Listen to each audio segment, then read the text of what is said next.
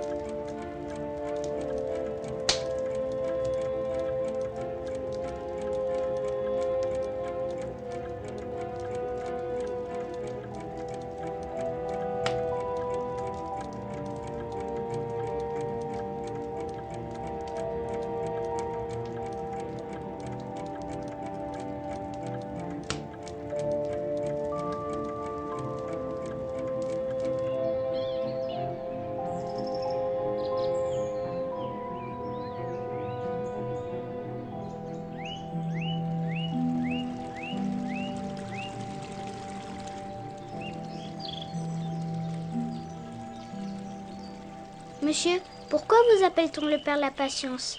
Est-ce votre nom? Même nos parents vous appellent comme ça. Avec tous ces bâtiments construits il y a peu, mais portant les marques visibles d'une autre époque, comme le temple de l'amitié, les habitants étaient désorientés.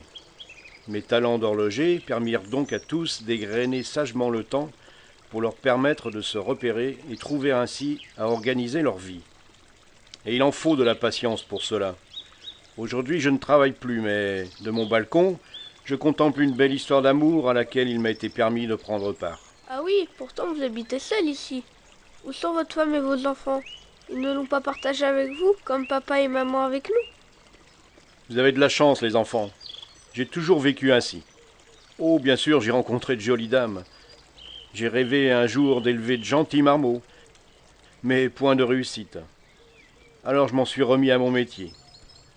Construire de belles montres, faire marcher de grandes horloges monumentales comme celle de Notre-Dame ou de la Trinité.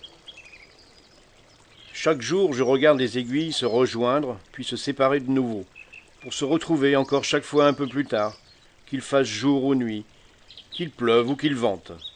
Cette fidélité m'a toujours ému. Elle dure depuis plus de 60 ans. Mais monsieur, ce n'est pas de l'amour, ce sont juste deux aiguilles qui tournent. Bien sûr, mon petit, mais imagine.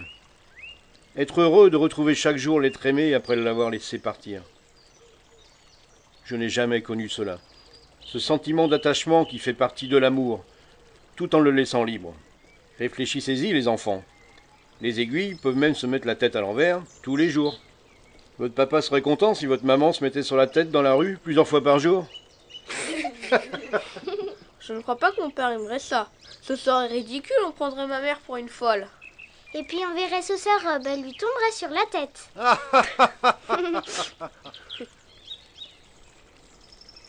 Regardez en bas sur le pont, ces jeunes gens, ces jeunes filles qui lèvent la tête en direction du clocher. Nous sommes samedi, et grâce à la fidélité de mes aiguilles, ils pourront être à l'heure chez eux pour le dîner, puis à leur rendez-vous amoureux, plus tard en soirée. Imaginez un instant que les aiguilles ne s'aiment pas, qu'elles ne soient pas fidèles l'une envers l'autre, qu'elles ne puissent se faire confiance. Alors, personne ne serait à l'heure, aucun rendez-vous ne serait possible. Peut-être que vos parents ne se seraient jamais rencontrés, car l'un serait arrivé trop en retard pour que l'autre l'attende. Mais nous ne serons même pas nés alors. Peut-être.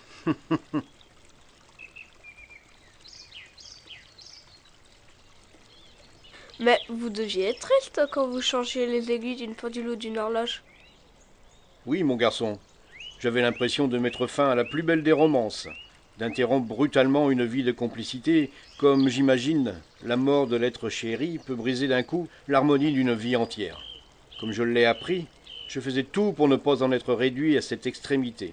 Tel le docteur, j'auscultais chaque partie mécanique, et en bon chirurgien, j'en opérais les éléments les plus défectueux, espérant ainsi redonner vie aux aiguilles, sans devoir procéder à leur changement. Et cela marchait? Pas toujours. De nombreuses fois, j'ai dû me contraindre au remplacement. Ensuite, cela ne fonctionnait plus très bien. Parfois, j'ai même dû ajouter une rattrapante. Tant l'une des deux aiguilles, mécontente, en général celle qui restait, devenait lente de tristesse. Elle ne voulait pas de sa nouvelle compagne. Les histoires d'amour ne peuvent se décider à la place de ceux qui doivent les vivre.